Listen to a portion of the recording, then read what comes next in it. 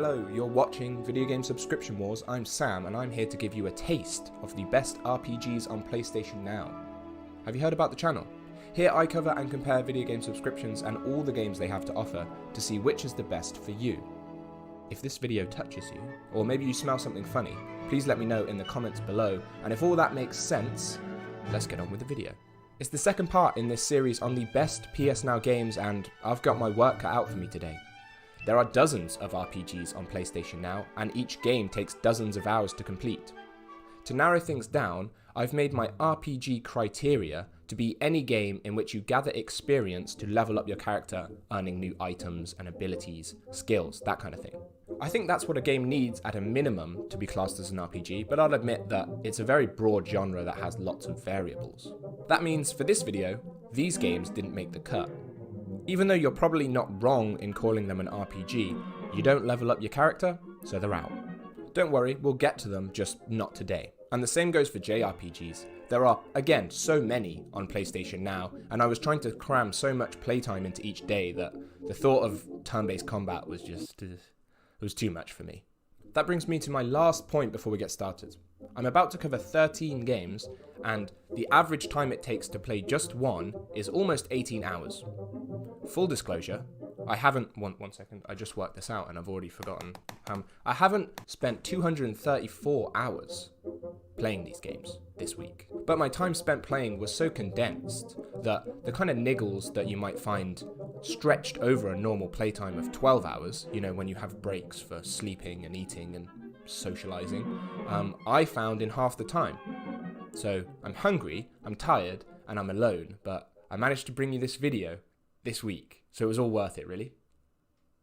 Even with that being said, here's a list of all the RPGs that didn't make this video, so expect a part 2, or a part 3 maybe, sometime in the future. But for now, let's get to it with the best PS Now games RPG edition. An RPG should create a convincing representation of a character and let you embody it. It's in the name, after all, RPG. What better roles to play than Spider-Man and Batman? Spider-Man certainly captures that feeling of being the friendly, fast-talking hero of New York City. NYC is as bustling and as beautiful as ever, and swinging through its streets feels hugely energizing.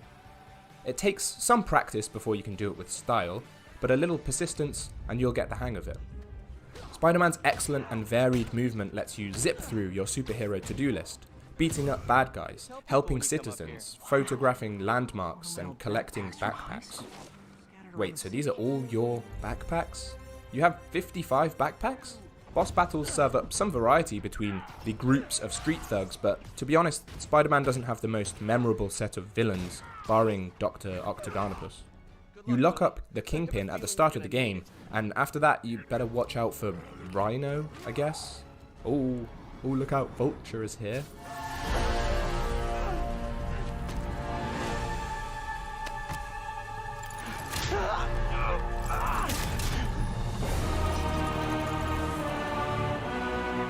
Dr. Octagonopus! The Arkham series is really all about the villains. Batman is a badass, no arguments there, but he's also kind of boring. Looking bored of watching you. Why didn't you just come fight? The excitement and a lot of the style of the Arkham series comes from the Joker. One of the most well-crafted villains of all time, has one of the best antagonal character arcs in a video game. The locales of Arkham Asylum and Arkham City get their life from the notorious villains that inhabit them, some of which you don't ever see, but find the imprints they've left. Even the Riddler, who makes a regular collectathon enjoyable in the first game, stretches it to its limits in the second before making you drive a tank.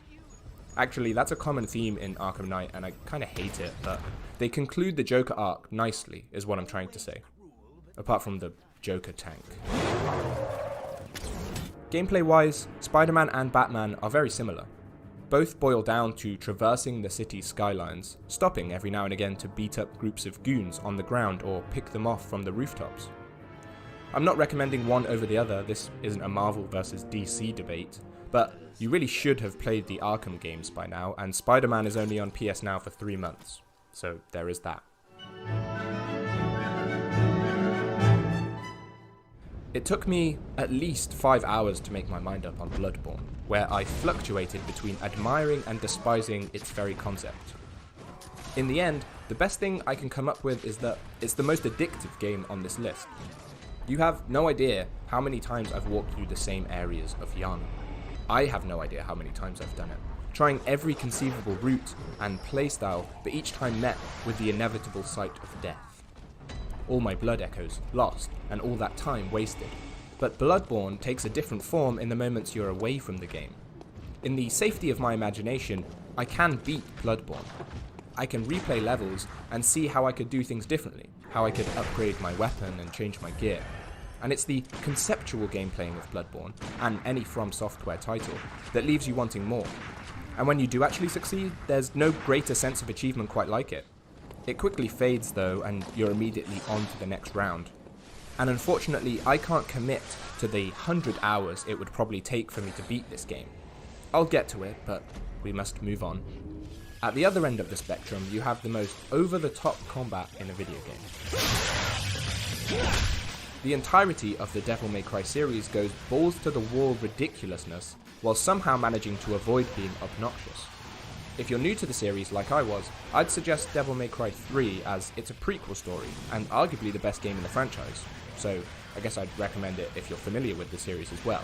Hopefully Devil May Cry 5 makes it to PS Now sometime in the future. And speaking of ridiculousness, there are some games for which a formulated review doesn't do the game justice. Some games you just have to see it to believe it.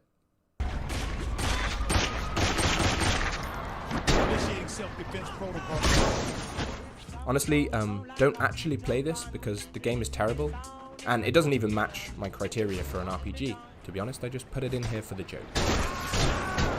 Because of the dildo bat. You get it? It's funny, right, guys? Destroy All Humans isn't the same manic creation sandbox like Saints Row 4, but it's still fantastically stupid. A satirical take on old alien invasion films. I have fond memories of playing this on the PS2, terrorizing humans with telekinesis, mind control, and anal probes. Yes, I'm sure fond memories of anal probes is going to be the statement you take away from this bit.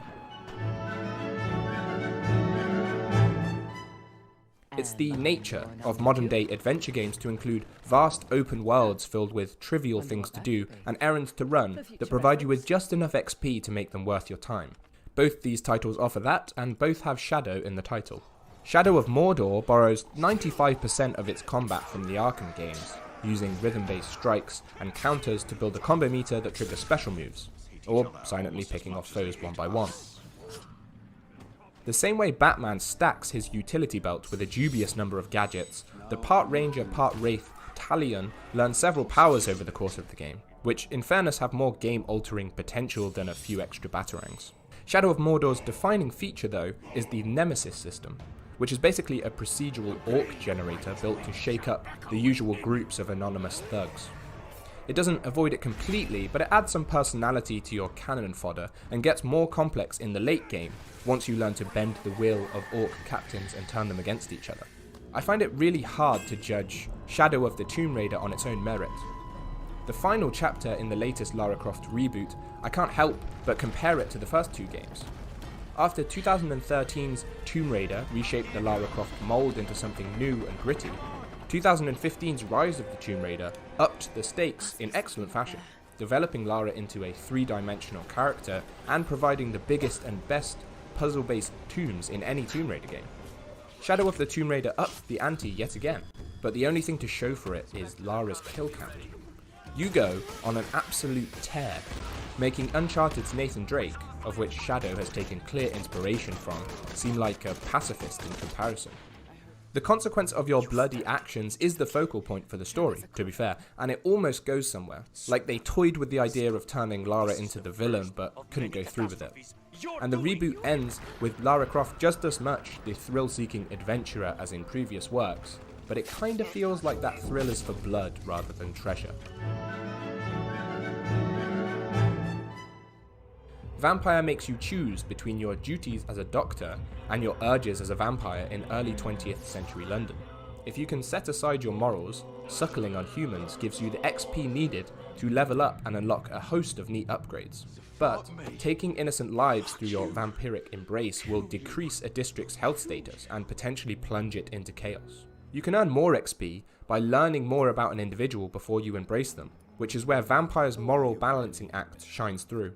If you learn more about an individual, you can kill less people, but it feels like far more of a betrayal sucking the blood from a mother you know has children to look after.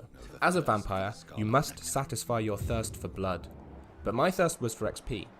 You'll want to unlock as many abilities as possible, as the core combat doesn't take long to get quite dull and repetitive. A more stealth-based approach could have benefited Vampire, I think, only engaging in combat when there's no other choice. There are stealth-based abilities to unlock, but fights are very hard to avoid. Also, God save me from this stupid navigation system. Why have you given me a cursor when I'm on console? I feel kind of bad ending on this note, but seriously, did you really feel the need to make navigating menus 10 times more difficult? Like, whose idea was this? Seriously, whose idea was this? Who are you? If you want to skulk through the shadows, inevitably getting caught and choosing to either restart or turn into a homicidal maniac, play some Dishonored. Here, there isn't really any moral compass to deter you from killing everyone in your path, no obvious good or bad decisions. The impact of your choices happens more on the surface level, sneaking past guards by skipping across rooftops, maybe finding a secret passageway, or possessing a rat. Or, kill everyone who stands in your way if you want to. A tight mix of unlockable powers add more flavors to each level and how you approach it, and combine to make Dishonored an excellent stealth game. For the most part, at least. Some AI are still hopelessly oblivious, while others have the vision of a hawk on Adderall. It's also a shame that PS Now doesn't have Dishonored 2, which improved on the first in practically every way. And it's these things that stop it being the best stealth-based RPG on PS Now. Because that title goes to... Of course, it's Metal Gear Solid. You don't technically upgrade Snake through experience points in these games. I mean, how can you improve on this? But I'm including the Phantom Pain here because of the game's flexibility. New ways to play the game unlock as you progress, many of which aren't exactly stealthy, and neither is the game's hour-long prologue, just the events that transpire here are just mental.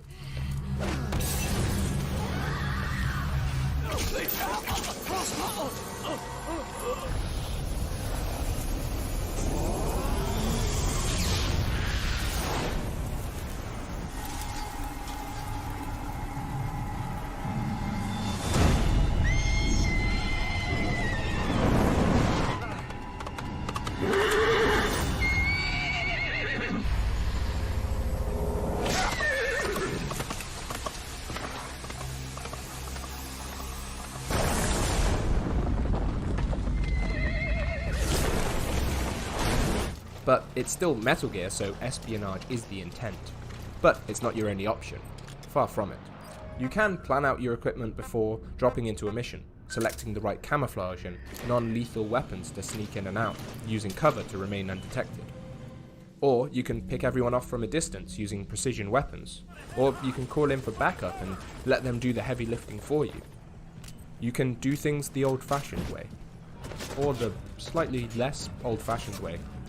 Or, after 20 attempts to get the perfect no detection run, just say f*** it and do the best that you can. And if that's still not enough, try infiltration at night. And if that's still not enough, you can wear the chicken hat. Everyone will know of your cowardice, however. They might not be able to see you, but they know. We all know. All of this possibility is underpinned by fundamentally good stealth mechanics. That hinges on the responsiveness of the AI, and in my opinion, the Phantom Pain sets the bar. It's entirely possible to play this like a traditional Metal Gear Solid game. The variety of items are just there to suit different playstyles. That might not sound like a huge selling point. A lot of games, or rather their marketing departments, tout that it's different every time you play. But for the Phantom Pain, it really feels true. The fluidity in which you can change things up, from an out-of-sight supply drop to a quick evacuation to just gathering loads of unnecessary explosives, is what gives the Phantom Pain true variety. And it's in the foundations as a Metal Gear Solid game that give it lashings of replayability. Because this is the type of repetition that I love. Because this is the type of repetition that I love. Because this is the type of repetition that I love. Both Bloodborne and The Phantom Pain punish you for slight errors, and in doing so compel you to try again. But where Bloodborne forced me into endless repeats of the same levels, here I'm choosing to press the restart button. I can overpower the enemy through force and several bullets, but I'll have to deal with the disappointment of this end screen. So I choose to play it again because I want the no kills and the perfect stealth bonuses. I want to be Big Boss. So The Phantom Pain gets my super sneaky star of approval. So that caps off a whole lot of playtime for me this week. Now they say playing video games is easy. Well, you come back and say that again once you try to do a speedrun of Shadow of the Tomb Raider, Sally. Yeah, then you'll think twice. But I hope it was worth it, and if you liked this video, then it was. If you did, please leave a like below and drop a comment down there so I know to keep making these types of videos. There are loads of genres on PlayStation Now, and I'm really enjoying doing this stuff, so if you like it, let me know, and I'll keep making it. Simple as that. But thanks for watching, subscribe for more if you haven't already, there's loads more on the way, and I'll see you down in the comments to chat. Here I go.